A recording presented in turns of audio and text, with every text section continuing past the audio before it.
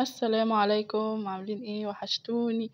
يا صباح الخير كده ياللي معانا، وصباح الهنا عليكم يا رب، ويوم جديد وفيديو جديد.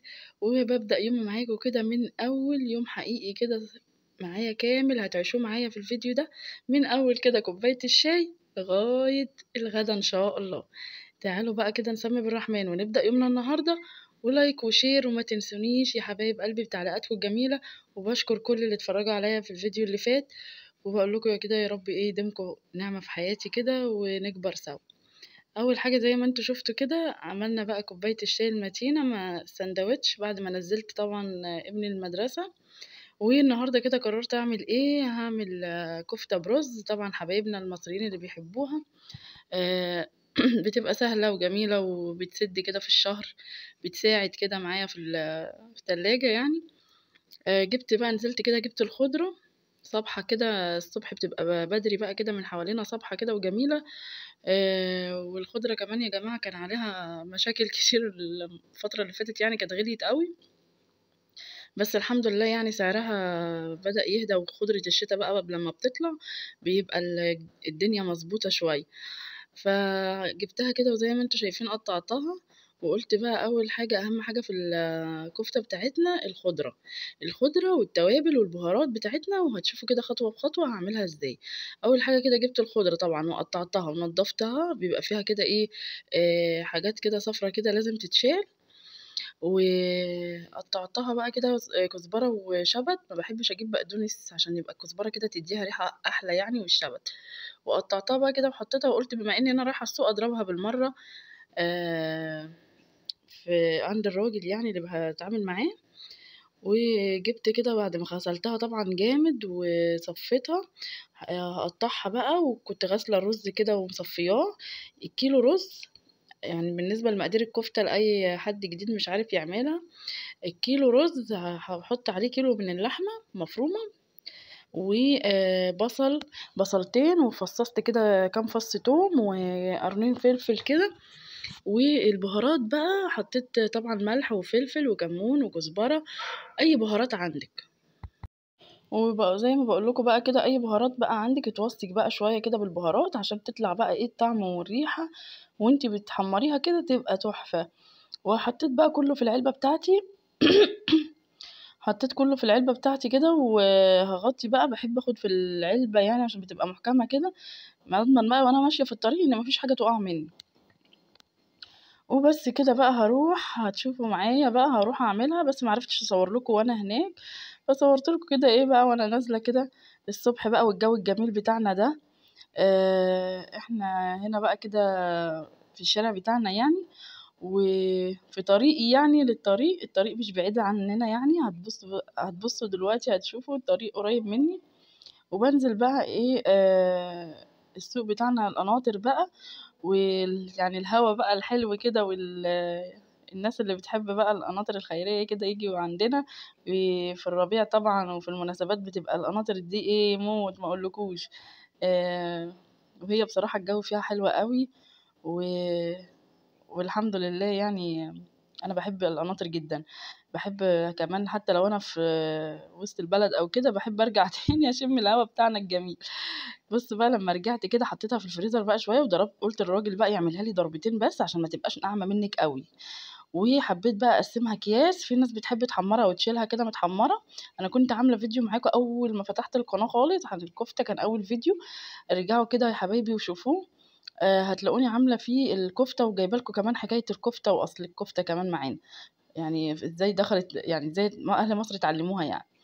فهيعجبكم اول فيديو، وده كمان ان شاء الله يعجبكم. وقسمتها بقى كده اكياس، حبيت بشيلها في الفريزر، انا بحب كده ايه اشيلها كده عشان تقعد معايا فتره، يعني لو قعدت معايا فتره في الفريزر تبقى كويسه. انما المتحمره بقى يعني هي يا دوبك اسبوع مثلا وتكوني مطلعاها، يعني ما تغيبيش عليها قوي. وولادي برضو بيحبوها كده، اول ما باجيبها بقوم محمره لهم كده طبق ياكلوه كده.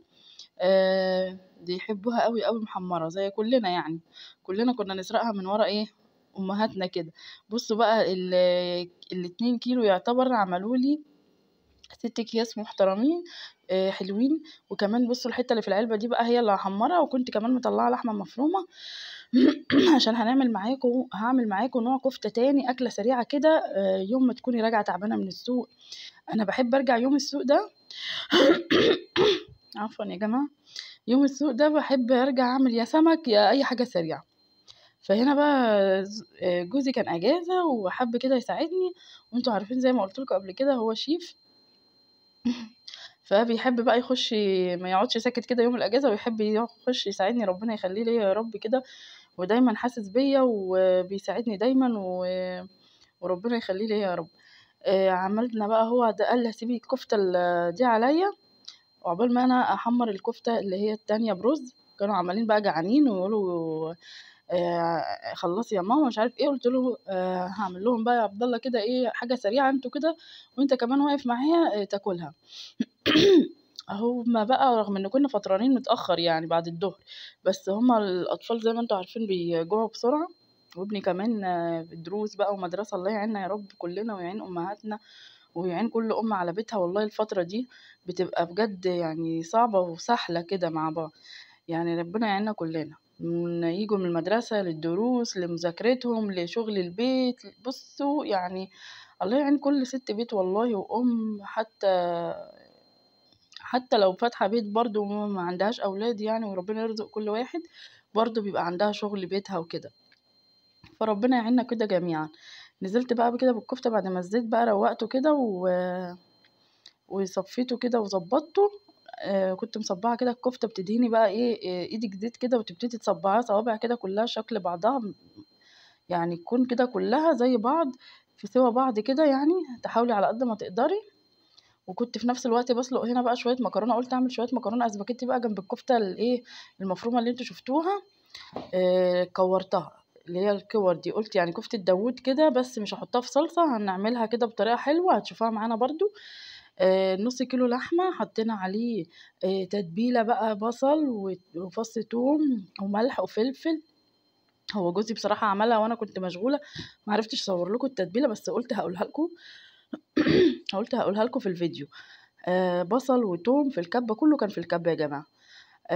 بصل وثوم وشوية كده خضرة وفلفل رومي، وضربناهم كده في الكبة، وملح وفلفل وبهارات طبعا، وضربناهم بقى في الكبة، وقمت نازلين عليهم على عجينة الكفتة بقى اللي هي لحمة مفرومة وهنحط لو فكت منك تحطي بقسماط او معلقة دقيق.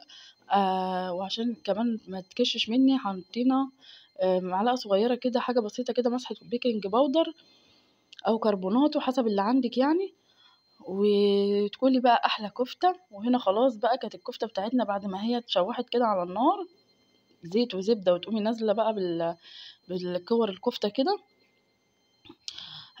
وتغطي عليها كويس، وحطينا قبل ما هي تستوي كده على طول بصل وشرايح بصل وشرايح فلفل وطبق سلطة، وعملت بقى مكرونة كده. وبس كده يا جماعة، ده كان يومنا النهاردة. يا رب تكونوا كده استفدتوا معايا من الفيديو. من كده خدنا طريقتين للكفتة، سواء الكفتة داوود على النار او الكفتة ام رز، واشوفكم في فيديو جديد. مع السلامة.